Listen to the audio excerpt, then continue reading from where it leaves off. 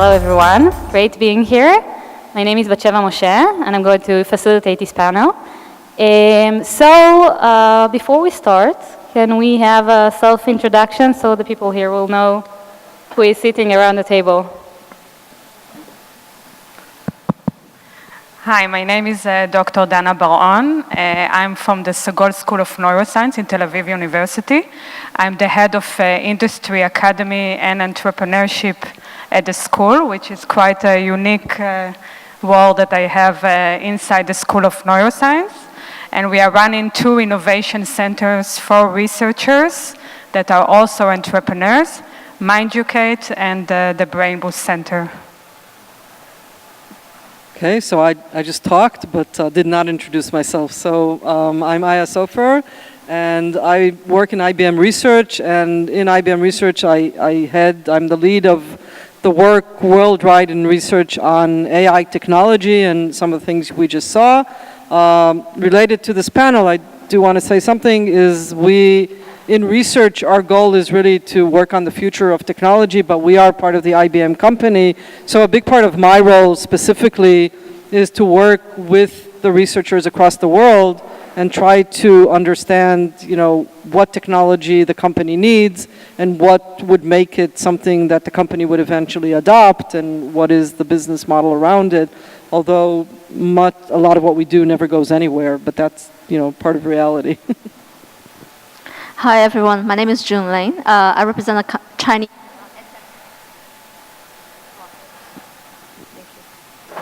So I represent a Chinese EdTech unicorn in the K-12 space. We offer digitalized homework solutions for public schools in China, and with the digitalized homework data, we will be able to provide premium personalized content to students. My role partly is business development, where I work with a lot of technology providers, content providers, academic researchers to find better solutions for the company. Another part of my role is business intelligence, where my team would also analyze big chunks of data for the better operations of the company. Thanks. Hi everyone, my name is Nimrod Cohen. I'm the managing partner at TAU Ventures, Tel Aviv University Ventures, which is a new investment vehicle of Tel Aviv University. We're going to invest in early stage startups, not necessarily related or coming from the research. We're going to talk about it, I guess, soon. And I have to say that I'm really proud and happy to be part of a panel when I'm the only man and full of women. Usually it's the other way around, so it's a very good sign, and I'm really happy about that. We're proud of you as well. So I think we should start with the question, how does it really happen? We're talking about research, and the basic question is, can a researcher can be also an entrepreneur, or is the gap too big to close it up? So we would start with Dana. Could you refer to that question? Yes. I think we are at the Segol School of Neuroscience we are making a kind of an experiment of our own of creating a hybrid creature, which is also a researcher that can also speak the language of entrepreneurship, that is getting the training to become an entrepreneurship, and is getting the input from the industry, from the outside world, from the community, while doing their PhD and their postdocs, and making a lot of efforts on the research level. So if you ask me, I think it is possible. It's not for everyone, but I think the universities should aim to produce such paths of career, given the circumstances that the PhDs and the postdocs cannot all become today professors. There's only a very small percentage that can stay in academy. So I think universities should train also researchers to speak the language of entrepreneurship, start their own companies which are scientifically validated and come from a very thorough research view, but still are very relevant to the industry, to the community, to the outside world, and are ready to be applied in the near future. So that's my opinion. Thank you. Aya, do you want to say something about that? Yeah, so I think I will generally agree, but I will start with it's not for everyone. What I find in IBM research is we have different types, and the attempt to say, well, everybody that enters should be able to adopt that state of mind fails. Right, so I know we've seen, and by the way, sometimes they want, right, because you see somebody who's a great researcher and they are doing amazing work and they're publishing papers, but they see that, it's exciting and maybe people get promoted because they're working more with the business and so on, and they want to do it, and if it's not right for them, usually it's very frustrating for both sides. But I do see a lot of people that do have kind of that duality and are have a bit of an entrepreneurship mind. And in that case, I think people who do have a PhD and people who went through the process of studying deeply and how do you do research? Okay, so I think the people who went through the process of doing a PhD, studying, and are good scientists have something that also helps them when they make that switch and try to start to understand the business. They have a different way of thinking about it. So I think definitely yes, and there's even value in it. Okay, so we have a new guest in the panel, Yoshi, right? In Hebrew we have Yoshi, so it's pretty similar. You want to introduce yourself before you continue? My name is Yoshi Okamoto, and just give you a quick intro. Let's see. So I'm founder and executive director of SHO-zemi Innovation Ventures. And SHO-zemi Innovation Venture, which is an offshoot of Japan's fastest growing K-12 education company, Shonan Seminar. And I'm honored to have the president and CEO of SHO-zemi, Mr. Ken Fukumura here. And based in Silicon Valley in Greater Tokyo, SHO-zemi Innovation Venture is a corporate venture capital focusing primarily on seed and early stage EdTech companies. And also we run a learning science and learning engineering research venture focused on efficacy at scale. I'm proudly announced that here, this opportunity we have, we fund 2 PhD students at Tel Aviv University's Attention Lab, led by Professor Lilach Shalev, and the Mind Kids Center. And also serve as advisor for EdTech communities around the world. And I'm happy to speak with you after this panel, and if any questions come to me, but I'm back to the panel. Okay, thank you. So we asked before if researchers can be entrepreneurs or it is too big gap from one another, and they refer to this question. Do you want to say something about that? Sure. Especially this country, startup nation, but also a great research nation, and many researchers, dedicated, hardworking, and there are many ideas. But what's lacking, not just here, but in general, is business producers. So having these great ideas and working with such talent, and then we're able to talk about business and we can scale. Okay, so one of the most crucial points in the cycle of an entrepreneur is the meeting with the investors. I'm sorry that I'm backwards to you. Is that okay? Is the meeting with the investors. So we have some investors here. Can investors and researchers can actually understand one another? Can you give me examples of funny situations of this interaction between them, or weird situation when it worked or didn't work? So Lynn, you want to start? Sure.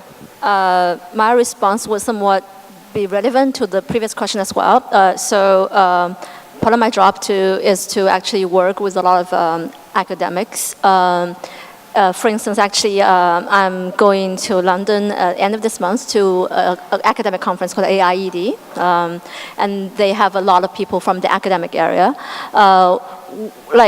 It's not a first time to go to these kind of sessions. The reason being, we know there are a lot of researchers in the space with very good technologies and very good findings that could actually help the company to evolve better.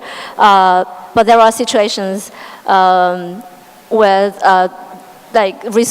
researchers being very focused and very proud of what they have have found out what is not best fit for the company situation. And then if you're talking about customization, or if you're talking about moving it slightly more towards the business side, you may find different kinds of arguments. But there are also obviously researchers with better business acumen, which we can work better with. So, what? I think that being an entrepreneur it's not something that you choose, or it's not something that you can learn. It's something whether you have it or not. You can be a singer, you can have a pet shop, you can be a painter, whatever, and you can be an entrepreneur. You can work for Microsoft and be an entrepreneur. It's something that whether you have it or not. And I think it's the same with researchers, that it depends what are the things that you like, what are the things that make you happy, what are the things that you're afraid of. And this whole package brings you to the conclusion if you're an entrepreneur or not. And there are some researchers that they have this spirit, and they don't care about all the troubles and problems, because real entrepreneurs, they don't see problems, they don't see the walls, they just go through the walls. So they don't like the tech transfer office, so they're going to fight with the tech transfer office, and they're going to find a way to take their ideas into reality and to create a startup out of it. And if they don't have the spirit, so they're going to say, yeah, it's too hard, or I don't want to do it, and they're going to find some excuses why not to do that. So at the end of the day, if you have it, you're going to meet the investors, you're going to know how to deal with them, you're going to raise money, and you're going to make it. Maybe you're going to fail once, twice, and it doesn't matter. You're going to keep on doing it until you're going to make it. But if I don't have it, but I have an amazing idea, an amazing research or technology, what is your advice to me as a researcher? Dana, go ahead. So I think that researchers can also be the CTO, let's say, in a company, and then partner with someone that can help them with the commercialization, that can represent them. And I think there is a big advantage when a researcher talks about his technology, because there is the passion, but sometimes he needs someone besides him to partner with him and show him the way and lead him to the business model, to present his research very clearly. So I think partnerships between two kinds of CEO and CTOs will be the perfect solution. Did you ever see the situation of a researcher trying to be the entrepreneur and not the CTO, and very unsuccessful, and you're like, oh my God, move your place, give another person the opportunity? Absolutely. And yeah, so I think there are many such examples, and I think the hardest, the thing that you see that is characteristic of this is people who are just not flexible, and believe that, okay, you cannot move 1 millimeter from what my technology does. But you tell them, but I'm sorry, if you want it to work this way, nobody's going to use it. And they're usually so convinced that this is how it's going to be used, and it's going to fail, but sometimes you just need to let them do it, because that's it. You cannot do any more. You cannot convince this person that, having 20 different knobs, because only that way you're going to be able to really, really customize and get it to be perfect, is a good thing. Or, it's just one example, but I think these are typical examples. Yoshi, what do you have to say about that? I think in the context of education and learning, there are two major approaches. One, I think having these technologies such as AI or machine vision being available, but the question is how we can appreciate, embrace such technologies in learning and learning space.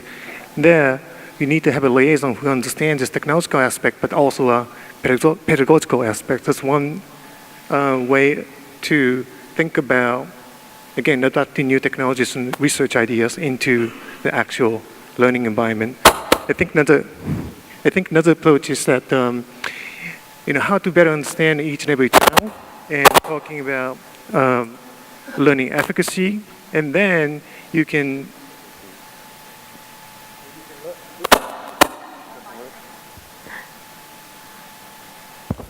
learn a lot from research in like cognitive science and cognitive psychology, but again, how to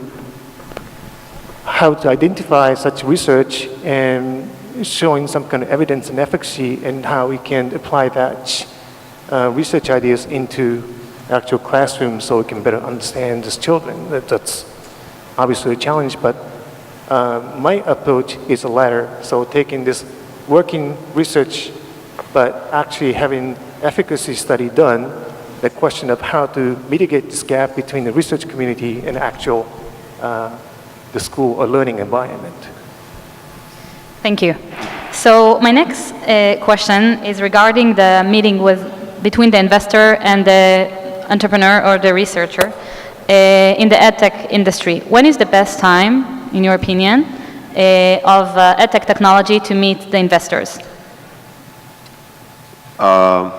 I'm not sure it's unique for EdTech startups or technologies, and my advice, although it's sometimes not in favor of my interest, is to try and work by yourself as much as you can, as long as it's in the right phase, as long as you're not losing a lot of time, an important time. Because first, as investors, we want to see that you're willing to take some chances and you're willing to go through some tough period of times, even, I don't know, even quit your job and put... Becoming poor, etc. Stuff like that. Very nice. It's more like, we call it like put your skin in the game. Because if it's someone that is like, okay, only when I get an investment, I'm going to quit my job and going to do it. I mean, along the way, during the startup roller coaster, you will have some very tough times and hard times. Sometimes you're going to need, I don't know, you're going to end up your money and you're going to need to maybe not take some salaries, so your employees will have some salaries. And if it's someone that is not willing to take this kind of risk, I'm not sure is the right entrepreneur. And as much as you can, as many milestones as you can achieve without getting investments, it's going to increase your chances to get investments and it's going to take your valuation higher. So it's going to make sense for you. But again, as long as it's going through it takes you like a reasonable time and not too slow. I absolutely think the researchers, if they have the entrepreneurship spirit, should start as early as possible, because you don't really to have a ready-made product to launch to market. You can, I believe in the minimal viable product approach, and usually like with the flexibility, you run to different kind of potential customers and run a pilot, because these clients in market, they have a better understanding of what the actual customers need, right? And then maybe you have 70% of accuracy, maybe it's ready, maybe they need 90% of accuracy, but you don't know that. So you need to like really talk to as many clients as possible and to get the feedbacks, and at later stage you get funding, you get deal from these corporates, and then you can start hiring more people. That's the approach I believe in. Okay, we don't have a lot of time, so I'm moving forward a little bit. What is your vision regarding the EdTech industry? Yoshi, you want to start? I'll just quickly comment on what Jun said. It's not easy in this space, especially to do proper efficacy study, because it's hard to get into a classroom, get a bunch of students, and trying to get this efficacy data. And also ethical issues involved, like to run some kind of experiment, always run into this parents' consent, kids' assent. So that's what makes this space very interesting and different, unlike like fintech, other disciplines. So the question of how you can work closely with your potential client and get the efficacy data, and so that can prove your concept, get some tractions, and then you're able to take it to the next level where you could probably start meeting up with potential investors and things like that. And what was the question? What is your sorry? Your favorite color. Yeah, your favorite color. What is your vision regarding the EdTech industry? Vision? Where is it going? I'm going to pass that. Okay, go ahead, Dana. Okay, so I'm a bit biased here, but I think that there's a lot of room for neuroscience to enter the EdTech field. I think a way of understanding brain mechanism and monitoring the brain very precisely, it's improving over the years, and there is a great revolution in neuroscience, and Yoshi can probably tell you about his collaboration with the Sagol School of Neuroscience and with Professor Lilach Shalev Mevorach. And I think that from this field, this mechanistic understanding of the brain and how we learn and attention and how we grasp things and understanding of memory and new tools that are coming for imaging of the brain and monitoring the brain will certainly make a revolution in the EdTech field. And I think it's becoming from a theory or a dream or to practical in the next few years. So I don't specifically work in EdTech, but I think my answer is obvious. It's going to be AI, right? So I think AI is the future. I do want to make a point though, and this is more like, you know, as an observer, and everybody, all of us educate and so on, and I educate a lot of myself. I think similar to what I said before about computers, that it's about teaching them how to learn. I think we need to think more of EdTech and so on, and how we use this technology to help our students learn how to learn. Because I think that's obviously the biggest skill we're going to need in the future. Things change so fast. People even entering IBM today, even with a PhD, probably in 10 years after that need to know a whole new set of things.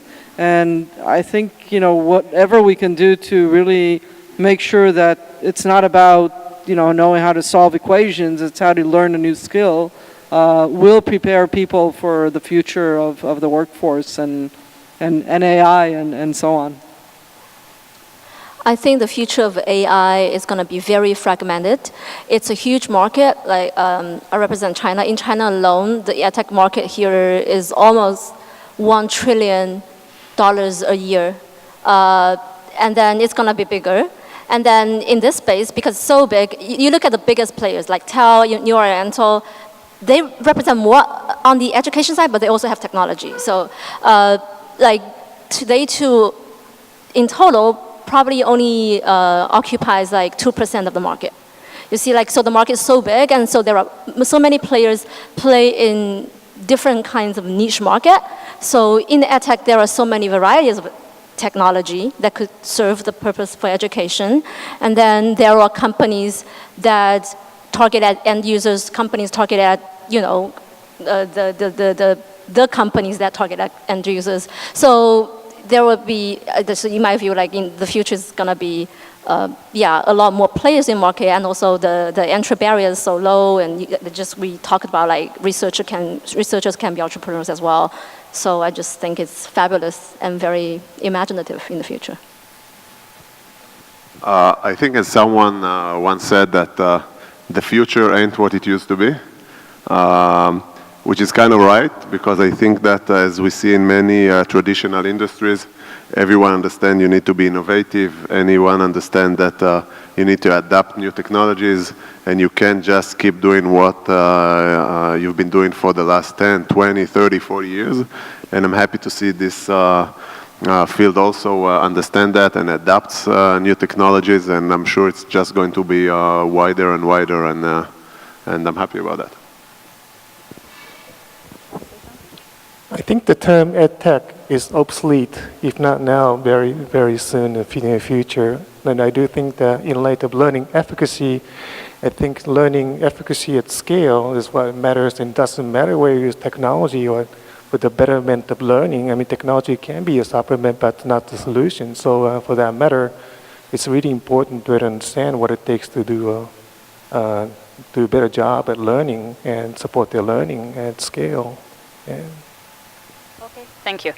I don't know who's in charge here, but can we have like 5 more minutes? Gal? No, we can't? Yes, 2 minutes. Okay, so if we have only 2 minutes, I want to open a question for the crowd if you want to ask something before we finish. And if not, okay, so back to you guys. If you could give a tip to EdTech entrepreneurs and researchers, what would it be? Dana, go ahead. Okay, again, I'm biased a bit, but I would add research and validation to the solutions. Come to consult, come to look for more information and validate your solutions before you go out to the market. and be patient.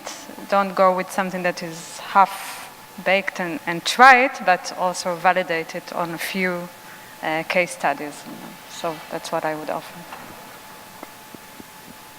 I think I would just say perseverance. I think, just keep going at it. It's true for anything, but I think areas like education, medicine, they're like slower to adopt things. So just, be stubborn, keep, going, believe in yourself, and it will happen. I would say flexibility and visions. Flexibility meaning like if you find a better direction that serve more audience, for instance, you should allow the flexibility to change your direction. Also, the vision being you should focus on what's going to bring you more in the future instead of like right now I have to get paid for all the employees instead of winning a good partner, for instance. So like, yeah, I think both things combined. I would say don't be afraid, and if you have something that you want to do, just give it a try. I mean, what the worst thing that can happen? I mean, just give it a try, do the best you can in order to make it happen. Worst thing, you're gonna try again or do something different, but don't just keep it inside of you. 2 questions. Can you do what you're doing without relying on technology? The second question, what makes your service, ideas, product distinct and different from what's out there? Okay, so I must say I'm leaving this session very optimistic. First of all, there's a lot of money in this industry apparently, great potential. And secondly, I saw a lot of amazing startups, and it seems like the future education will be much more interesting than it's in my high school. So thank you for being with us here, and enjoy the rest of the day. Thank you.